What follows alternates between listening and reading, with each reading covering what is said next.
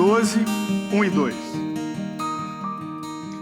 Portanto, irmãos, exorto-vos pelas compaixões de Deus, que apresenteis o vosso corpo como sacrifício vivo, santo e agradável a Deus, que é o vosso culto racional.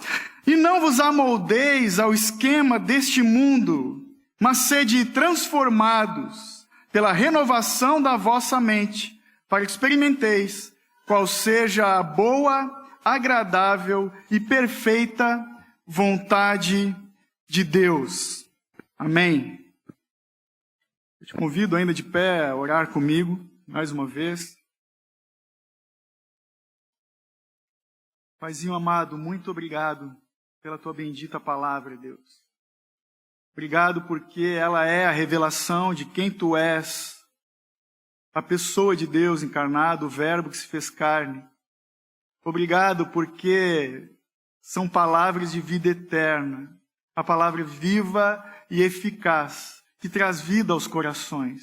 Pai, nós te pedimos que nessa noite o Santo Espírito do Senhor venha nos iluminar nesses 2 versos e venha nos confrontar com a tua palavra e que nela nós também encontremos consolo. Pai, que muito além de subir ao nosso entendimento que foi lido, que possa descer aos nossos corações e para louvor da tua glória venha operar transformação de vida em cada um de nós e que o Senhor seja glorificado e exaltado por isso. Em nome de Jesus. Amém. Obrigado. Você pode se assentar.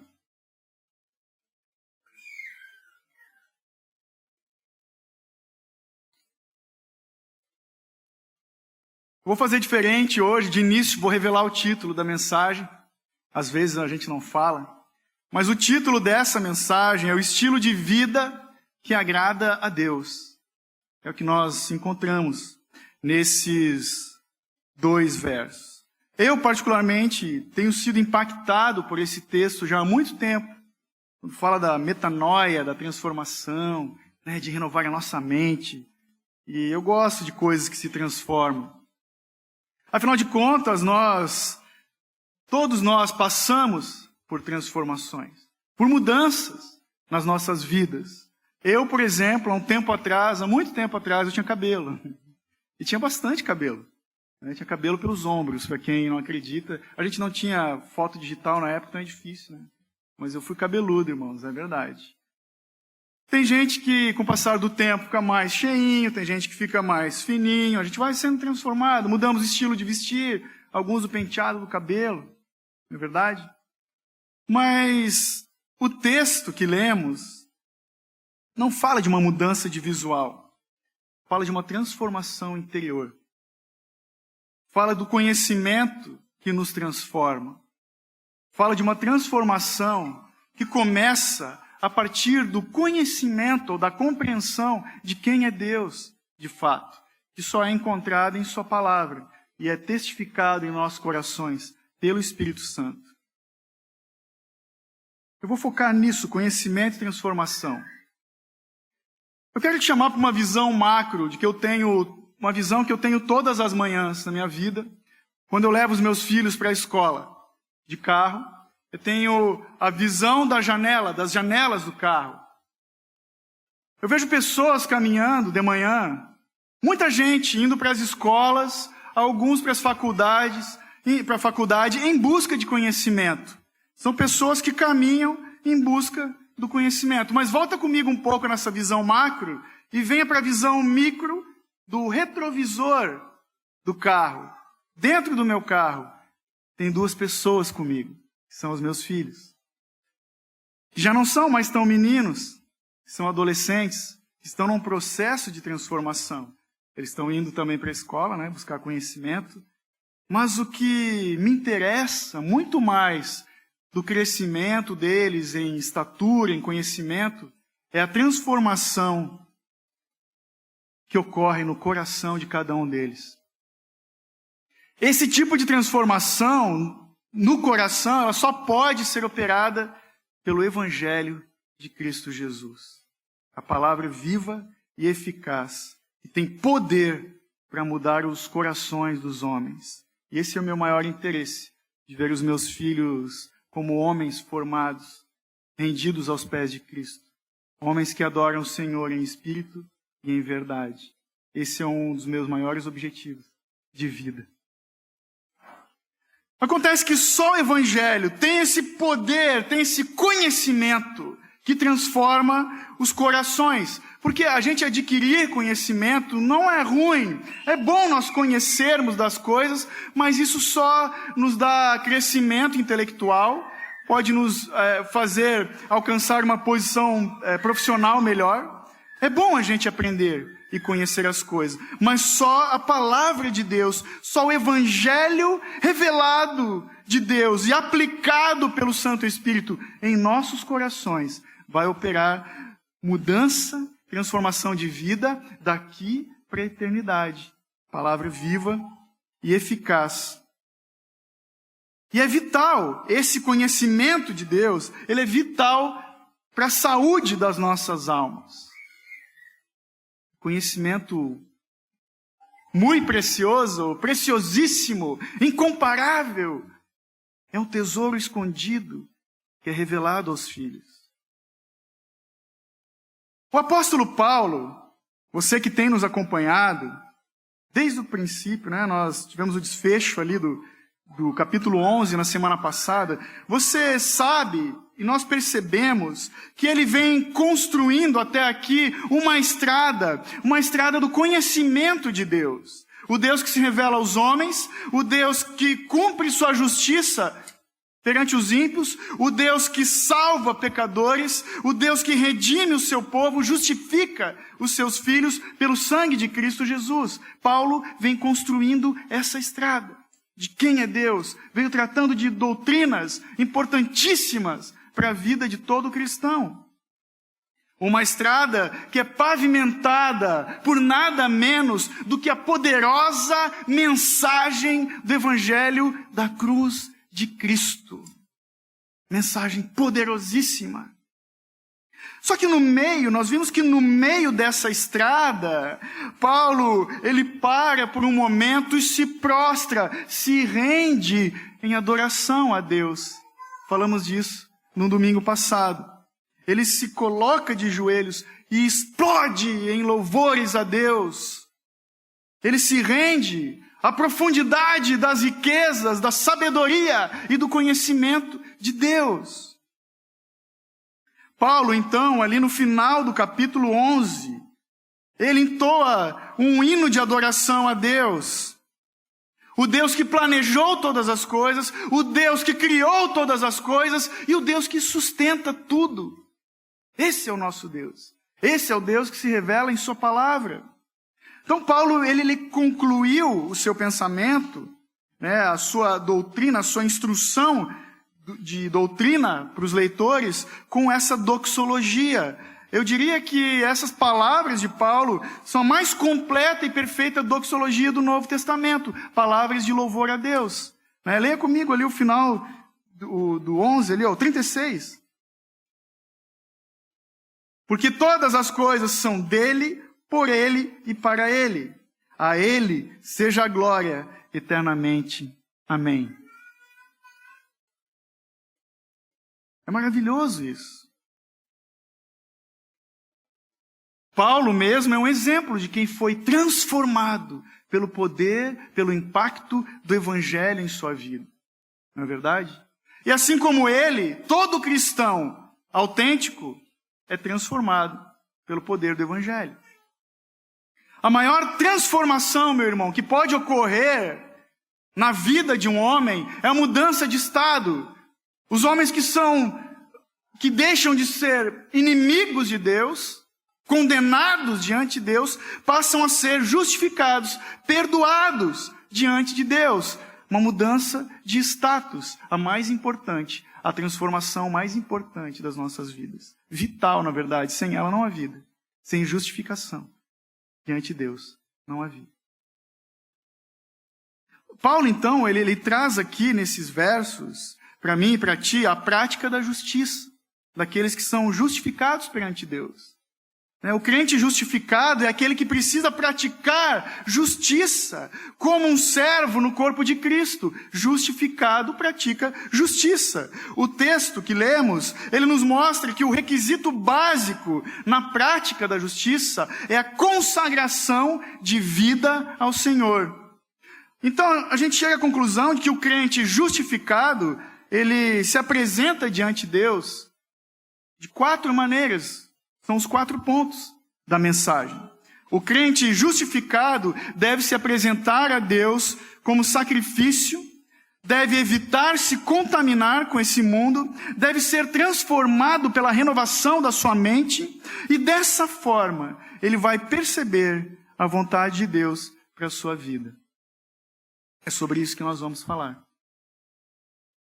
O primeiro ponto, então, é que o cristão justificado apresenta a Deus o seu corpo, o próprio corpo, como sacrifício vivo.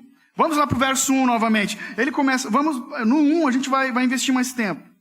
Palavra por palavra.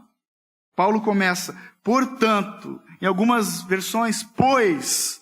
Ele está se referindo justamente as palavras de adoração do verso 36 do capítulo 11. É como se ele estivesse falando, já que todas as coisas são para a glória de Deus, então nós também somos, então eu só tenho a glorificar a Deus de uma maneira, ofertando a mim mesmo para louvor da sua glória como sacrifício. Devemos responder à santidade de Deus nos ofertando para a glória de Deus. Aí ele segue, irmãos. Quando ele diz irmãos, você lembra, ele está escrevendo essa carta para a igreja que se reúne em Roma, os irmãos que se reúnem lá, judeus e gentios, judeus cristãos, né, convertidos. Então quando ele chama de irmãos, ele chama para perto, chama para intimidade, ele faz um apelo de amor. Irmãos, ele continua, exorto-vos, peço-vos, rogo-vos, dizem outras versões. Paulo está falando, quando ele usa essa expressão, ele se coloca como um conselheiro dos seus leitores. Sigam esse conselho que eu vou dar para vocês. Pelas compaixões, pelas misericórdias de Deus. Rogo-vos, pois, irmãos, pelas compaixões, pelas misericórdias de Deus. Ou como se ele estivesse falando, pelo amor de Deus, pelas misericórdias de Deus. A misericórdia e compaixão de que Paulo mesmo expôs nesses 11 capítulos que nós vemos. Ele nos mostrou o amor de Deus, a graça de Deus, a justiça desse Deus e o dom da fé, fruto da compaixão, fruto da misericórdia de Deus. Aí ele segue, apresentei o vosso corpo como sacrifício vivo. E aqui é importante, quando ele diz isso, o apóstolo Paulo ele está usando uma metáfora do adorador do Antigo Testamento, que se dirigia ao templo com 2 tipos de oferta, ou um tipo ou outro. Era normal, você sabe, que eles sacrificavam animais e derramavam o sangue desse animal em sacrifício, em oferta pelos pecados. Quando o judeu fazia isso, conscientemente, eles estavam fazendo em menção de um Redentor que viria sarar a nação de Israel, perdoar os pecados daquela gente. Eles faziam isso apontando para o Cordeiro de Deus. Só que Paulo sabia que em Jesus, esse tipo de sacrifício é obsoleto. Não há mais necessidade de sacrificar animais, porque o sacrifício de Jesus, o Cordeiro perfeito de Deus, foi o sacrifício perfeito, incomparável e definitivo para o perdão dos nossos pecados. Em Cristo Jesus, não precisava mais sacrificar animais a partir de Jesus. Até o livro de Hebreus, todo ele fala disso. Mas tinha um outro tipo de oferta, que era a oferta queimada. E é essa que Paulo se refere. A oferta queimada de um animal que era escolhido sem defeito, sem mancha, sem mácula. Um animal perfeito, de grande valor. Um animal caro. Que era queimado no altar completamente até o fim. O tal do holocausto que a gente vê na Bíblia. É essa oferta que ele estava falando. E quando o judeu fazia isso, o que indicava? É como o judeu estava falando: Senhor, tudo o que eu tenho está à tua disposição. Tudo que é meu pertence ao Senhor. Uma oferta que queimava, como eu disse, até o final, até as últimas, que também significava total consagração a Deus, total devoção a Deus. É dessa oferta que ele está falando. Então Paulo, quando ele fala o nosso corpo, o vosso corpo como sacrifício vivo, ele está reforçando a ideia de totalidade, de uma entrega total das nossas vidas em sacrifício de louvor a Deus. Ele está exortando os leitores da época, e nós também, ainda hoje, dessa entrega total, de entregarmos os nossos corpos em sacrifício. No contexto da época do apóstolo, cultura greco-romana, para eles o corpo era algo impuro, o corpo era mau, o corpo era negativa, a imagem do corpo físico do homem, né? Trazia a imagem de negatividade, uma coisa má. E para eles, a espiritualidade era algo que acontecia no âmbito da mente, da alma, meio subjetivo. Só que Paulo está afirmando com isso que não é esse tipo de adoração abstrata, introspectiva, que Deus quer. Ele quer uma adoração prática e completa rendição dos seus filhos. É isso que ele pede. Resumindo em miúdos, o que Deus quer de nós, tudo. Tudo o que fazemos e tudo o que temos pertence ao Senhor. Para aqueles que estão em Cristo, a única adoração aceitável ao Senhor é a entrega completa de nós mesmos a Ele. Eu já falei isso algumas vezes, quando a gente levanta as mãos, assim, a rendição, eu me rendo a Ti, Senhor. Nós estamos nos entregando totalmente a Ele. Ele fala então, o sacrifício vivo é estar à disposição de Deus por inteiro, é se dispor ativamente ao Senhor, é obedecer ao Senhor em todas as áreas das nossas vidas. Passivamente também é estar disposto a agradecer ao Senhor por toda e qualquer situação que Ele coloca em todas as áreas das nossas vidas. Em tudo dai graça. O sacrifício vivo também fala de um morrer constante, um sacrifício ativo, né? Fala de renovar o tempo todo a nossa posição de obediência e de devoção a Deus. É profundo demais isso. Acontece que não é novidade isso que Paulo está falando, ele mesmo já se referiu a essa ideia. Abre comigo Romanos 6 para você ver. Em Romanos 6, 13, daí vamos pular para o verso 16 e o 19. Romanos 6, 13. Tampouco apresenteis os vossos membros do vosso corpo ao pecado como instrumentos do mal, mas apresentai-vos a Deus como vivificados dentre os mortos, e apresentai os membros do vosso corpo a Deus como instrumentos de justiça. O 16. Não sabeis que quando vos apresentais a alguém como escravos, para lhe prestar obediência, sois escravos daquele a quem obedeceis, seja do pecado para a morte, seja da obediência para a justiça? Verso 19. Falo como ser humano, por causa da fraqueza da vossa carne, pois assim como apresentastes os membros do vosso corpo como escravos da impureza e do mal, cada vez maior, assim também apresentai agora os membros do vosso corpo como escravos da justiça para a santificação.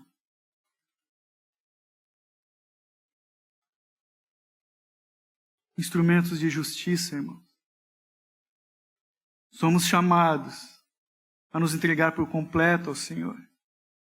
na prática da justiça, porque fomos justificados. Esse texto é poderoso demais.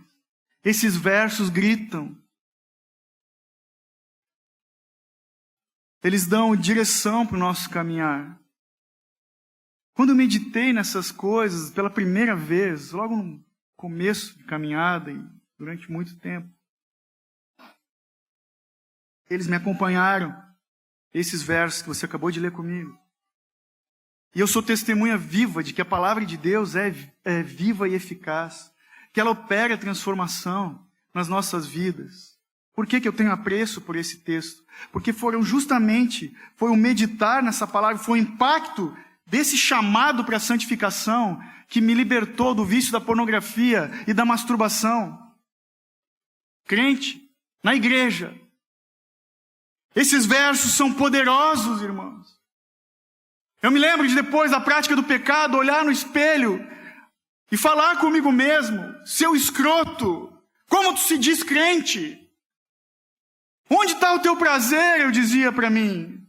Onde está a tua alegria, a tua confiança? Essa palavra tem que nos confrontar para operar mudança nas nossas vidas. Às vezes o Evangelho é um remédio forte, mas é um bom remédio contra a nossa natureza caída e perversa. E esses versos nos sustentam, esse texto nos sustenta, esse chamado para a santificação. É poderoso. É assim que nós temos que caminhar, na mortificação da nossa carne, como servos da justiça, sendo obedientes à palavra de Deus, caminhando em santificação. Estamos no processo. Tim Keller vai dizer que a vida cristã precisa ser uma entrega diária da nossa vida e corpo em obediência a Deus, motivada pela visão da misericórdia de Deus que temos ao nos colocarmos ao pé da cruz e vermos o Filho morrendo ali por nós. O segundo ponto que o texto nos traz, ainda no verso 1, é quando ele diz: sacrifício santo e agradável a Deus. Diante da grandeza de Deus, nós só temos um jeito de responder: com gratidão e obediência. Acontece que existem dois tipos de obediência. Existe a obediência negativa e a obediência positiva. A obediência negativa, ela nos faz obedecer por medo da punição. Se eu não der aquela oferta lá na igreja que estão pedindo, eu não vou ser abençoado. Por exemplo, eu tenho que fazer as coisas para receber de Deus, medo de Deus. Mas a obediência positiva, ela é gerada por gratidão pela graça de Deus. Agradável a Deus, diz o texto. O agradável diz da qualidade de vida que nós temos que buscar diante do Senhor. Agradáveis a Deus. Então o Evangelho, ele promove essa mudança, essa transformação de mente e coração. Você sabe, para o judeu, mente e coração é a mesma coisa. Mudança de atitude, mudança de direção. E quando nós entendemos isso e passamos a obedecer o Senhor por gratidão, por compreendermos o tamanho da superabundante graça de Deus, nós não queremos mais agradar os outros. Nós não queremos mais agradar a nós mesmos. O nosso interesse principal é agradar o Senhor, o nosso Pai. Como Paulo diz lá em 1 Tessalonicenses, abre comigo, deixa esse texto marcado. 1 Tessalonicenses. Lá depois de Filipenses, Colossenses. 1 Tessalonicenses 2:4.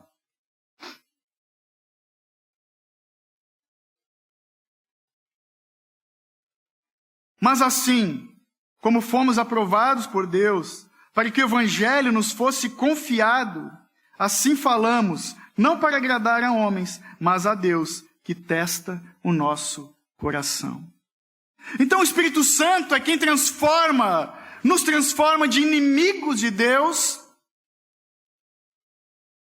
em pessoas que amam servir a Deus. O inimigo de Deus é aquele que busca o seu bel prazer, que busca servir a si mesmo. E o Filho de Deus ama servir a Deus e aos irmãos. E algo que é consolador, que é um bálsamo para a gente, é saber que quando Deus olha, meu irmão, para mim e para ti, Ele vê a perfeita obediência de Jesus. Porque nós damos umas tropeçadas no caminho, estamos em processo de santificação. Mas o Senhor olha para o nosso coração e vê a obediência de Jesus perfeita. Então nós, entendendo essas questões, passamos a desejar, a obedecer a Deus, não para que Ele nos dê a salvação, mas obedecemos ao Senhor por saber que Ele já nos salvou. Essa é a resposta de obediência pela graça. Somos filhos da graça, não devemos esquecer disso. E por isso nós desejamos agradar a Deus que se agradou de nós. Às vezes a gente esquece, né, que o filho, ele tem a garantia do amor do pai. Não é o desempenho dos filhos que vão fazer eles mais ou menos amados. É indiferente isso. Claro que nós nos agradamos quando eles se esforçam, se dedicam. Isso sim, isso conta. O Samuel e o Mateus, por exemplo, os meus filhos, eles treinam basquete 2 vezes por semana. E, cara, se eles não fizerem cesta no jogo, eu não vou deixar de amar. Eu não vou amar mais. Quantas cestas eu fizer 6, 7 cestas, eu vou te amar mais. Não existe isso. É óbvio, se eles fizerem, a gente vai se alegrar junto. O Samuel, por exemplo, é um mito da escola. Ele jogou não sei quantas partidas de futebol, de salão, quebrou o braço e jogou mais outra de basquete. Não, quebrou no basquete, né? Quebrou jogando basquete, depois jogou futebol com o braço quebrado, virou um mito nos Jogos da Primavera. Então, pai orgulhoso, né? Eu tinha que falar isso. Independente do quanto eles fazem de pontos no esporte, eles continuam sendo meus filhos. Porque eles se empenham, se esforçam lá no treino, mas eles sabem que não precisam fazer nada para me agradar. Não é verdade? Faz assim com a cabeça. Porque nós temos uma aliança de amor. Eles são meus filhos, amados. Glória a Deus por isso. O terceiro ponto do texto é que o cristão justificado se apresenta a Deus o seu culto racional. Até o nome de uma banda de rap dos amigos meus, culto racional, é doido, lá de Floripa. Escuta, é legal? Culto racional, mano. Então o cristão apresenta o seu culto racional a Deus. O que diz o culto racional? É quando nós entendemos essa forma de viver descansando na graça de Deus, buscando agradar somente ao Pai, nós prestamos um culto consciente a Deus. É disso que está falando. Adoração, Paulo está falando, quando ele diz o culto racional, que é uma adoração que não é mecânica, que não é automática, como eram os rituais de muitos judeus e dos pagãos também. Vai lá, faz por fazer, vou no domingo toda igreja, na igreja todo domingo, sabe? Não é automático, não é mecânico, é consciente, é de corpo e alma. É com o nosso intelecto que adoramos ao Senhor. Porque quando se descortina essas riquezas espirituais que Paulo vem nos trazendo, desde o capítulo 1 de Romanos, né, nós percebemos a misericórdia de Deus e passamos a cultuá-lo com entendimento de Deus. E a resposta lógica de quem entende a misericórdia de Deus é servir a Ele com mais intensidade, com mais dedicação. E com excelência, servir ao Senhor em santidade, nas nossas casas, onde estudamos, onde trabalhamos, como bons filhos. João Calvino disse que nunca estaremos preparados para servir a Deus se não olharmos além dessa vida passageira. Como se não bastasse a graça, a redenção da nossa vida que nos foi concedida na cruz no passado, como se não bastasse o Santo Espírito que habita em nós, que nos consola até a volta do Senhor. Olhamos para a eternidade, temos os nossos olhos na eternidade, vivemos por fé e não por vistas. Isso é motivo de obediência, de gratidão, de rendição ao Senhor, as nossas vidas em adoração a Ele. Resumindo o culto racional, então, quando nós temos o entendimento da misericórdia de Deus, qualquer coisa que oferecemos ao Senhor, menor do que a total entrega de nossas vidas, a completa entrega de tudo o que temos e fazemos, se torna irracional. Não faz lógica. Não tem sentido. Se eu me entrego pela metade ou com indiferença, é porque eu não estou raciocinando bem. É porque não estou olhando o que Jesus fez por mim. Então assim, meu irmão, se a obra da cruz não te quebranta o coração, se a obra de Jesus não te leva ao arrependimento, você tem que se perguntar se de fato um dia você entendeu o Evangelho. Ore a Deus. O quarto ponto que o texto nos traz é quando ele diz, já no verso 2, para nós nos apresentarmos diante do Senhor inconformados, né? Não nos amoldeis ao esquema desse mundo. Diz aqui, a minha versão é a Almeida século 21.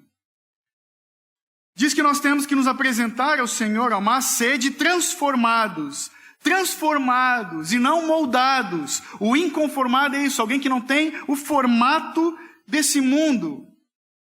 Fala de uma mudança de vida radical.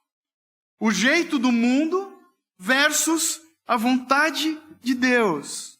O embate entre o amoldar e o transformar. E eu costumo dizer, isso para mim é tipo uma regra de vida, para o cristão, ficou fácil, é só a gente ver como que eu devo me portar diante de Deus. É só ver como que todo mundo está fazendo lá fora e a gente faz o contrário. Porque está feio o negócio. Está feio. Funk proibido, misericórdia, brother, que é isso? Esses dias a gente estava num lugar, tocou, caramba, vamos embora daqui. Não... Eu nunca tinha ouvido pornografia musicalizada. É um absurdo. Que país raso na sua cultura, né? Que tristeza, o Brasil já teve tanta gente boa, tantos compositores decentes, e hoje em dia a galera prefere isso. Quer ver no YouTube, né? O que mais dá visualização e like, coisa nada, é vídeo besta, velho. É impressionante a gente falando bobagem. Né? E as coisas que alimentam o intelecto, coisas importantes, nem todas são tão relevantes assim, né? Todas têm tantas visualizações. Esse mundo está virado ao avesso. Então é urgente esse texto, de nós não nos amoldarmos às coisas desse mundo, mas sermos transformados conforme a vontade de Deus. É disso, é para isso que o texto nos chama. Não vos amoldeis, outras versões falam, não se conformem com as coisas desse mundo, desse século. Não sigam o padrão desse mundo. Ou seja, o que é o padrão desse mundo? O sistema de crenças e valores invertidos desse mundo corrente, pensamentos e valores que formam essa atmosfera moral decadente. Hoje, eu acho que todo mundo, até quem é ateu, reconhece que o mundo jaz no maligno, que é Satanás quem governa a bagaça. Está virado. É complicado. Mas ele segue o texto, sede transformados. No original fala de uma metamorfose, de uma mudança constante. E Paulo só usou essa expressão aqui e lá em 2 Coríntios 3, 18. Abre comigo, por favor. 2 Coríntios 3, 18.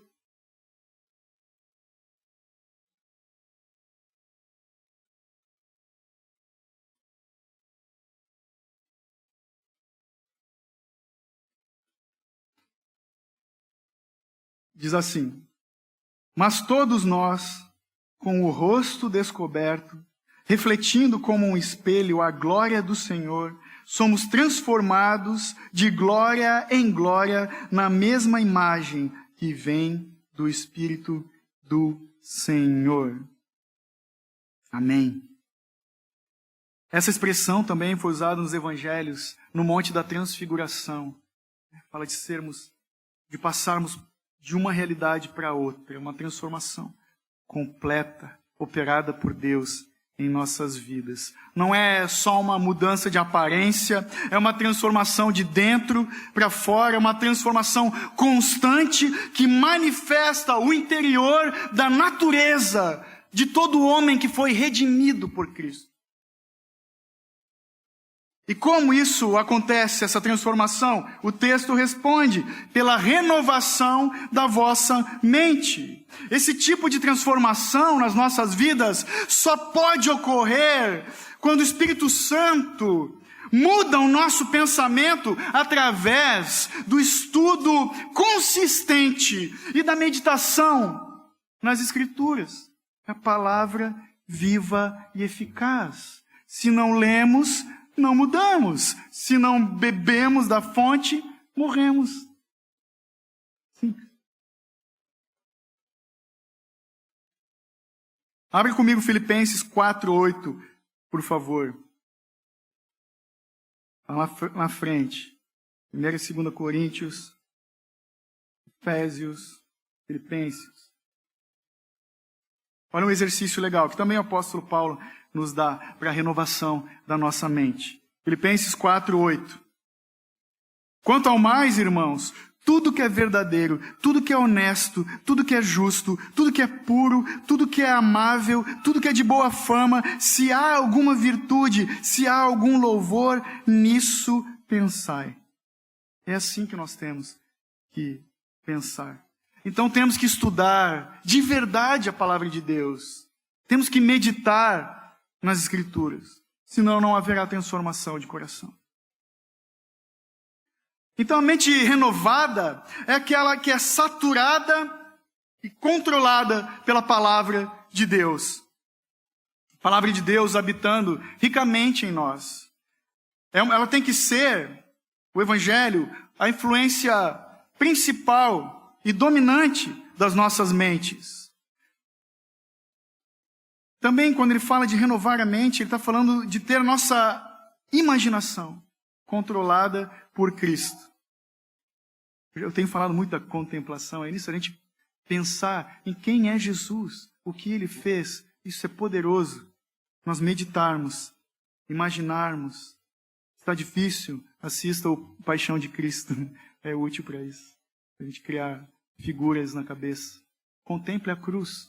Teve uma mensagem da Páscoa, né? Contemple a cruz. Isso é ter a mente de Cristo. Vamos lá para 1 Coríntios 2, rapidão. Logo depois de Romanos. 1 Coríntios 2, 11 até o 16.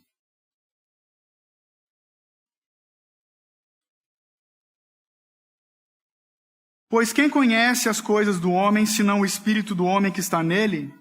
Assim também ninguém conhece as coisas de Deus, a não ser o Espírito de Deus. Não temos recebido o Espírito do mundo, mas sim o Espírito que vem de Deus, a fim de compreendermos as coisas que nos foram dadas gratuitamente por Deus. Também falamos dessas coisas, não com palavras ensinadas pela sabedoria humana, mas com palavras ensinadas pelo Espírito Santo, comparando coisas espirituais com espirituais. O homem natural não aceita as coisas do Espírito de Deus, pois lhes são absurdas, e não pode entendê-las, pois se compreendem espiritualmente. Mas aquele que é espiritual compreende todas as coisas, ao passo que ele mesmo não é compreendido por ninguém. Pois quem jamais conheceu a mente do Senhor para que possa instruí-lo? Mas nós temos a mente de Cristo.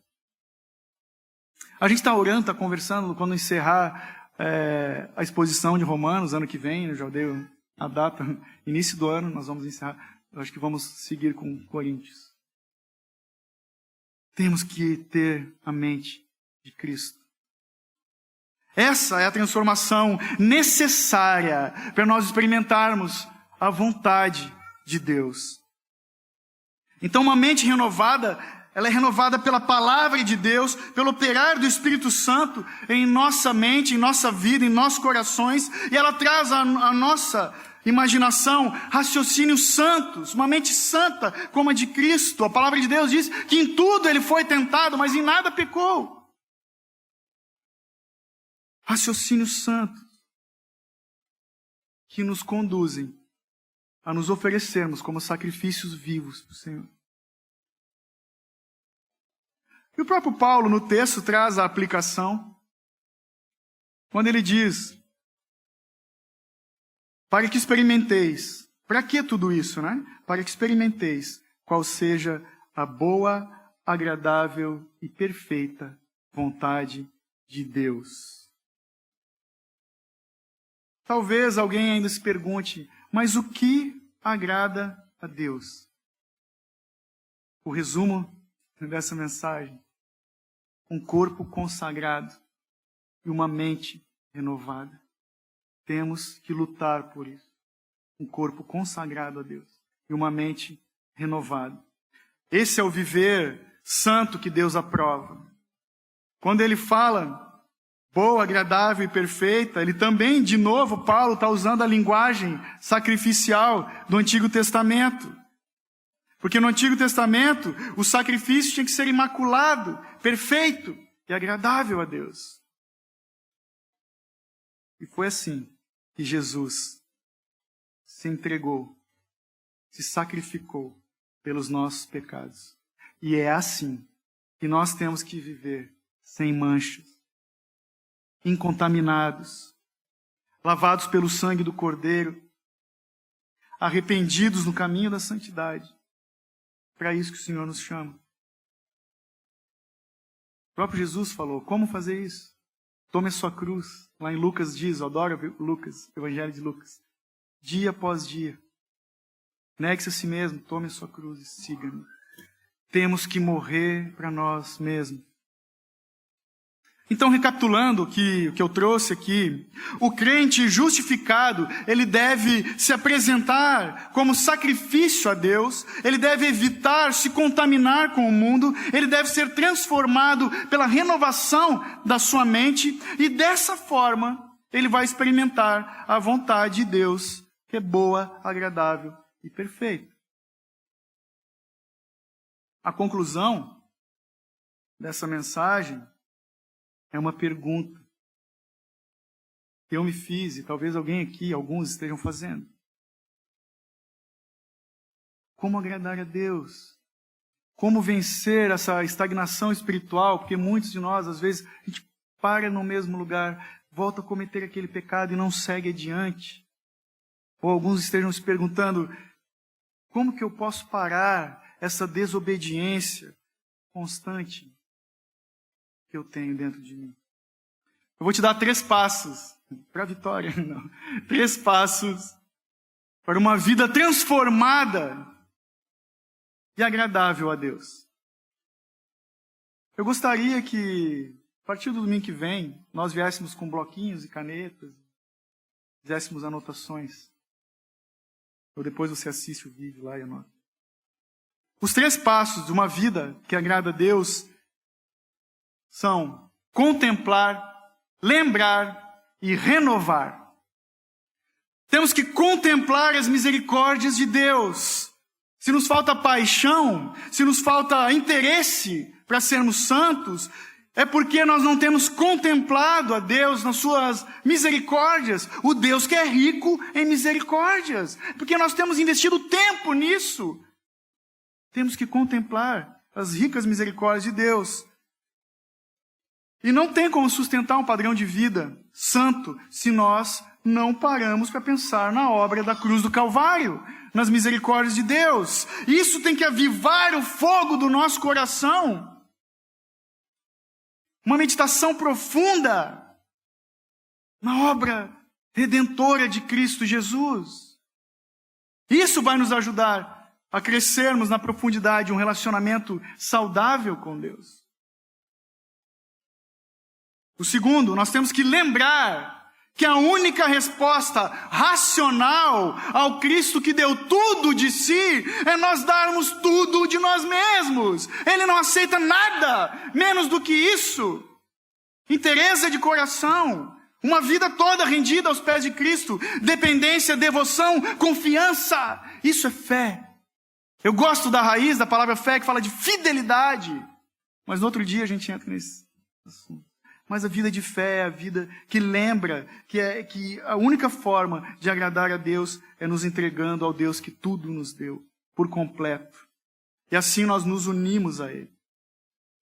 Terceiro é que renovar, contemplar, lembrar e renovar as nossas mentes todo o dia, renovar. Quando eu falo renovar, pensa no símbolo do reciclado ali, ó, todo dia. A gente tem que renovar nossa mente todo dia, meditando em quem é Jesus e o que Ele fez por nós. É refletir também na vontade de Deus para nós.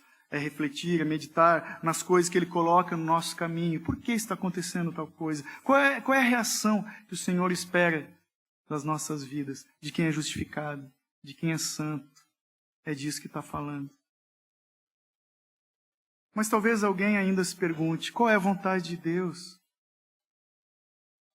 Qual é o objetivo final de tudo isso? E para encerrar, eu te convido a abrir Romanos 8, 29.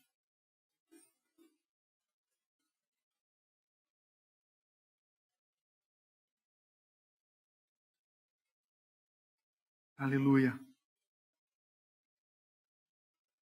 Romanos 8.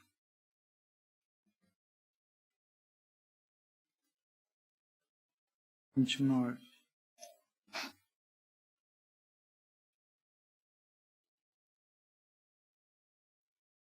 Pois os que conheceu por antecipação, também os predestinou para serem conformes à imagem de seu Filho, a fim de que ele seja o primogênito entre muitos irmãos. Quando alguém olha para ti e fala, Deus tem um propósito na tua vida, irmão. Aí tu responde, Romanos 8, 29. O propósito de Deus para os seus filhos é que eu e você sejamos como Jesus, nosso irmão mais velho. Amém? Glória a Deus. Louvado seja Deus. Durante a semana, medite. São 2 versos. Você está vendo quanta riqueza nós conseguimos extrair do texto bíblico? Medite na palavra de Deus. Irmão, ora, pede a Deus. A Bíblia diz que na falta de fé podemos pedir. Na falta de sabedoria também. Peça a Deus para Ele te dar prazer em meditar, em se debruçar diante desse livro.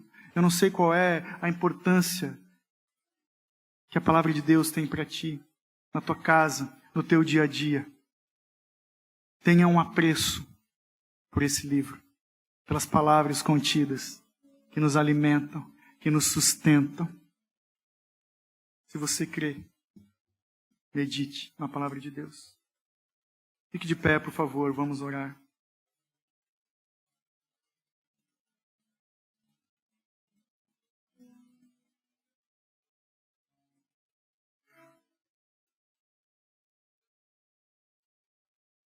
Santo Deus, nós bendizemos o Teu santo nome.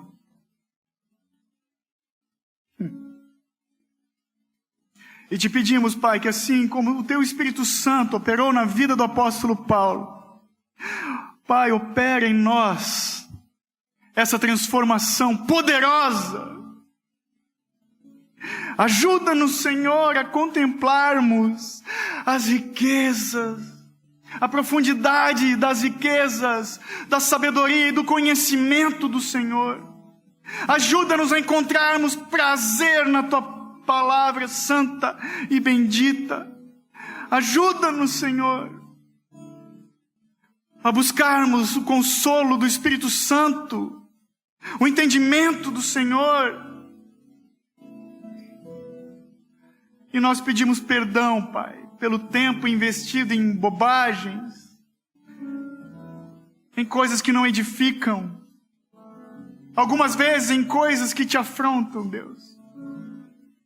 Tem misericórdia de nós quando buscamos prazer em nós e nos nossos bens, nas nossas coisas, naquilo que adquirimos e não no que foi comprado, Senhor Deus, a salvação, a vida. Dá-nos, Pai, a saber que não temos nada mais precioso do que o sangue que foi derramado na cruz do Calvário, Deus. Ajuda-nos, Senhor, a contemplar a cruz de Cristo. Ajuda-nos, Senhor, traz à nossa memória, Pai, o caminho do Calvário, Pai.